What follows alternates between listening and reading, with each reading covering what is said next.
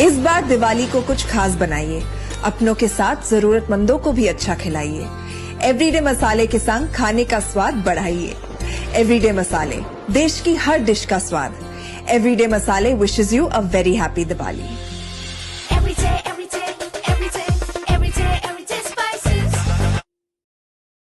दोस्तों नमस्कार। Colonel Ajay CO Ajay astro money group first global astro finance teacher channel से आपसे मुखातिब होता हूं। आज सोमवार 3 नवंबर सन 2025। दोस्तों कहा जाता है कि भारत का दालों का उत्पादन यानी दलहन का उत्पादन इतना पर्याप्त नहीं है कि वो 140 करोड़ जनसंख्या को फीड कर पाए, इसलिए भारत बड़ी मात्रा में दालों का आयात करता है। उसमें तंजानिया मोजाम्बिक प्रमुख देश माने जाते हैं। खबर निकल के आ रही है कि तंजानिया का एक महत्वपूर्ण पोर्ट दार एस सलाम बंद हो गया है और निर्यात ठप हो गया है। भारत को सप्लाई की देरी की आशंका से इनकार नहीं किया जा सकता है। इसका असर भारतीय दाल उद्योग पर पड़ने की प्रबल संभावना है। जानिए रिपोर्ट विस्तार से। दोस्तों खबर निकल के आ रही है कि तंजानिया का प्रमुख दार एस सलाम पोर्ट 29 अक्टूबर की रात से पूरी तरह से बंद है। देश में हुए यानी तंजानिया में हुए सामान्य चुनाव जनरल इलेक्शन के बाद हिंसा भड़क गई है और अनिश्चितकालीन कर्फ्यू और इंटरनेट ब्लैकआउट के चलते तुअर यानी अरहर की लोडिंग और शिपमेंट पूरी तरह से ठप हो गई है, जिससे भारत की सप्लाई पर असर पड़ा है।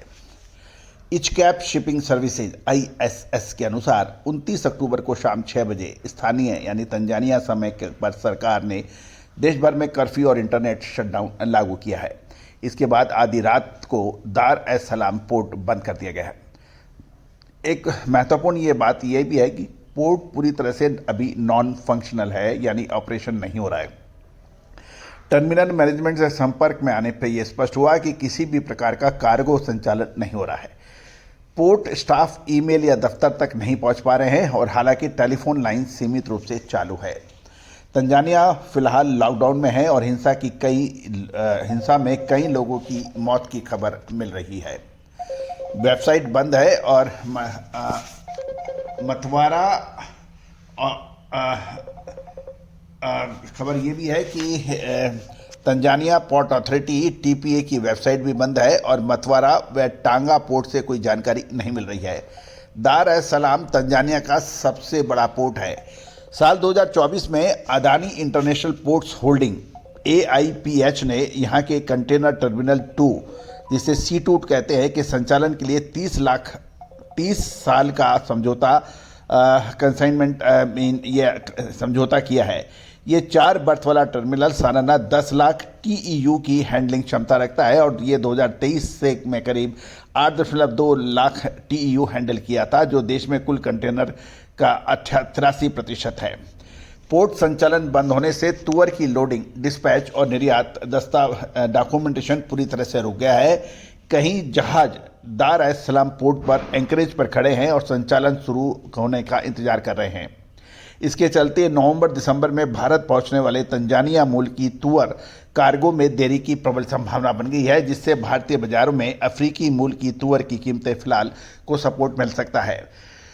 सूत्रों के अनुसार फ्रेट रेट्स में तेजी आ गई है क्योंकि शिपिंग कंपनियों ने कार्गो को मोम्बासा केनिया की ओर डाइवर्ट करना शुरू कर दिया है और इंटरनेट ब्लैकआउट के कारण exporters phyto sanitary certificate, bill of landing और कस्टम डिक्लेरेशन जारी नहीं कर पा रहे हैं, जिससे पूरा एक्सपोर्ट ठप पड़ा हुआ है।